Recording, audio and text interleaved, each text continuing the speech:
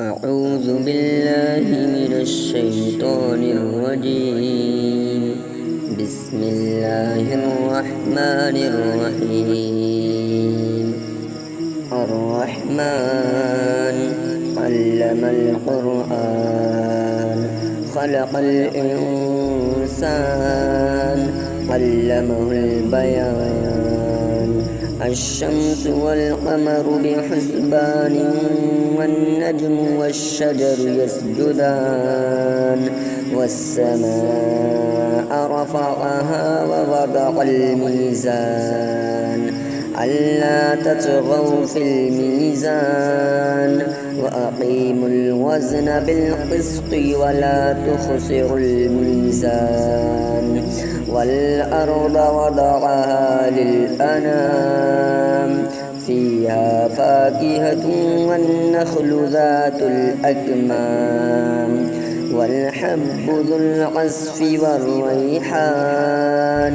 فبأي آلاء ربكما تكذبان؟ خلق الإنسان من صلصال كالفخار وخلق الجان من مارج من نار. فبأي آلاء ربكما تكذبان؟ رب المشرقين ورب المغربين. فبأي آلاء ربكما تكذبان؟ مرج البحرين يلتقيان بينهما برزخ لا يبغيان. فبأي آلاء ربكما تكذبان؟ يخرج منهما اللؤلؤ والمرجان. فبأي آلاء ربكما تكذبان؟ وله الجوار المنشآت في البحر كالأعلام. فبأي آلاء ربكما تكذبان؟ كل من عليها فان ويبقى وجه ربك ذو الجلال والإكرام. فبأي آلاء ربكما تكذبان؟ يسأله من في السماوات والأرض كل يوم هو في شأن. فبأي آلاء ربكما تكذبان؟ سنفرغ لكم أيها الثقلان. فبأي آلاء ربكما تكذبان؟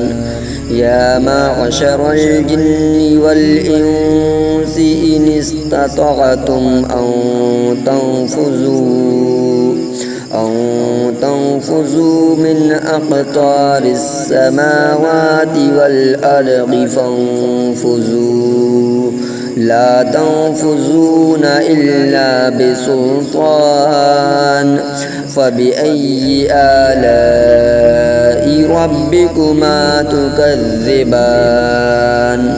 يرسل عليكما شواظ من نار ونحاس فلا تنتصران. فبأي آلاء ربكما تكذبان؟ فإذا انشقت السماء فكانت وردة كالدهان. فبأي آلاء ربكما تكذبان؟ فيومئذ لا يسأل عن ذنبه إنس ولا جان. فبأي آلاء ربكما تكذبان؟ يعرف المجرمون بسيماهم فيؤخذ بالنواصي والأقدام فبأي آلاء ربكما تكذبان هذه جهنم التي يكذب بها المجرمون يطوفون بينها وبين حميم آن فبأي آلاء ربكما تكذبان ولمن خاف مقام ربه جنتان فبأي آلاء ربكما تكذبان ذواتا أفنان فبأي آلاء ربكما تكذبان فيهما عينان تجريان فبأي آلاء ربكما تكذبان فيهما من كل فاكهة زوجان فبأي آلاء ربكما تكذبان متكئين على فرش بطائنها من استبرق وجنى الجنتين دان فبأي آلاء ربكما تكذبان فيهن قاصرات الطرف لم يطمثهن إنس قبلهم ولا جان فبأي آلاء ربكما تكذبان كأنهن الياقوت والمرجان فبأي آلاء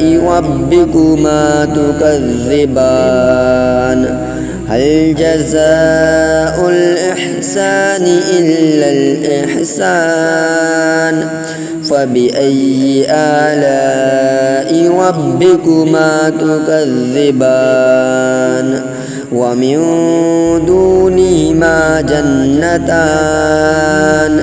فبأي آلاء ربكما تكذبان